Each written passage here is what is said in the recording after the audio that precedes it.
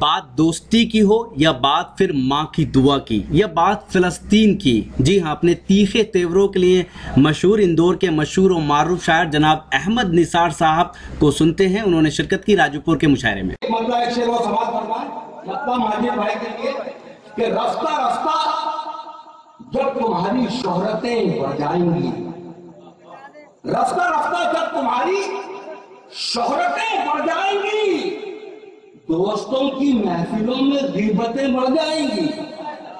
رفتہ رفتہ جب تمہاری شہرتیں بڑھ جائیں گی، دوستوں کی محفلوں میں غیبتیں بڑھ جائیں گی، اور ایک دسترخوان پر مل جل کے بیٹھو تو صحیح، گھر کی سوکھی روٹیوں میں لذتیں بڑھ جائیں گی۔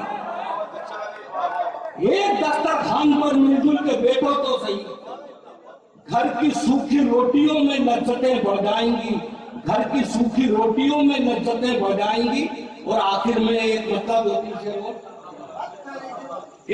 دو تین شعر یہ ہے کہ سچائی لے کے نکلا ہوں اپنی زبان میں، سچائی لے کے نکلا ہوں اپنی زبان میں، اللہ مجھ کو رکھنا تو اپنی امان میں، اللہ مجھ کو رکھنا تو اپنی امان میں۔ حضرات یہ تھوڑا سا یہ ہے کہ ہر شاعر نے یہ شعر کہا ماں کے تعلق سے کہ میری ماں نے مجھے دعا دی تو میں نے اپنے دشمن کو ہرا دیا، مار دیا، بھگا دیا۔ لیکن شاعر یہ کیوں نہیں سمجھتا کہ دشمن کی بھی ماں ہوتی ہے، دشمن بغیر ماں کا نہیں ہوتا۔ تو اگر یہ سچا کہہ دیا ہو تو سماعت فرمائے کہ سچائی لے کے نکلا ہوں اپنی زبان میں، اللہ مجھ کو رکھنا تو اپنی امان میں، اور دشمن کو زیر کر نہ سکا اور نہ خود ہوا، ٹکرا رہی تھی ماں کی دعا درمیان میں۔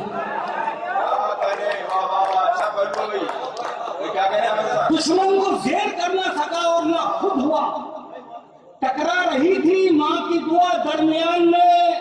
اور نوجوانوں کے لیے کہ ٹکرا رہی تھی ماں کی دعا درمیان میں، وہ تلوار کیا اٹھائیں گے یہ ظلم کے خلاف، ٹکرا رہی تھی ماں کی دعا درمیان میں، تلوار کیا اٹھائیں گے یہ ظلم کے خلاف، پہنے ہوئے ہیں بالیاں جو اپنے کان میں،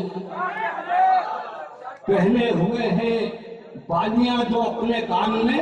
اور ایک چھوٹی سی غزل ہے، وہ دو تین شعر اور سماعت فرمائیں، سماعت فرمایا تھا۔ ہاں بس دو تین شعر تو پڑھ رہا ہوں، میں تو موڈ بھی نہیں ہے کوئی سننے کا، تو وہ یہ بھی تھک چکے دانت دے دے کے تالیاں بجا بجا کر۔ سماعت فرمائے، دو تین شعر سماعت فرمائے۔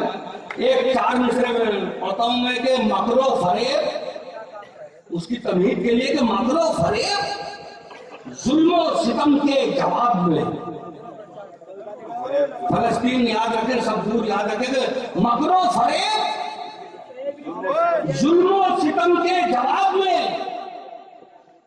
ہم ہی تھے پیش پیش ہر ایک انقلاب میں، مکر و فریب ظلم و ستم کے جواب میں، ہم ہی تھے پیش پیش ہر ایک انقلاب میں، اور گن گن کے روز قتل کرو تم ہمیں مگر، پھر بھی بچیں گے 313 حساب میں،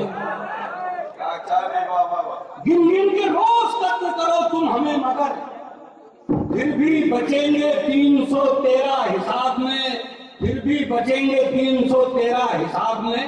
اور یہ راجو پور میں ہوا یہ شاندار آل انڈیا مشاعرہ ہندوستان کے مشہور اور معروف شاعر جناب عمران رفعت صاحب کے اعزاز میں منعقد کیا گیا تھا۔ عمران رفعت صاحب کا تعلق ممبئی شہر سے ہے۔ اس مشاعرے کے کنوینر رہے ہندوستان کے مشہور اور معروف شاعر جناب وسیم راجو پوری، اس مشاعرے کے کو کنوینر رہے جناب سلیم ہاشمی صاحب، اور اس مشاعرے کے دوسرے کو کنوینر رہے شاعر جناب مسرور تابش صاحب۔ اس مشاعرے کی شاندار نظامت کی ہندوستان کے مشہور اور معروف ناظم مشاعرہ اور شاعر جناب واصف فاروقی صاحب نے۔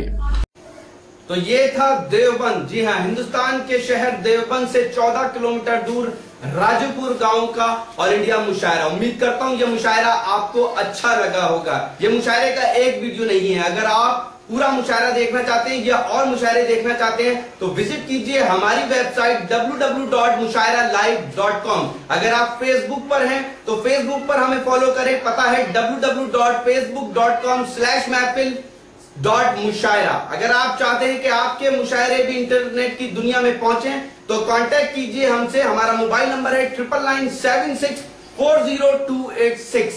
फिर किसी शहर से किसी और मुशायरे को आप तक पहुंचाएंगे कैमरा पर्सन नदीम खान के साथ शफी खान रॉकी टॉक के लिए।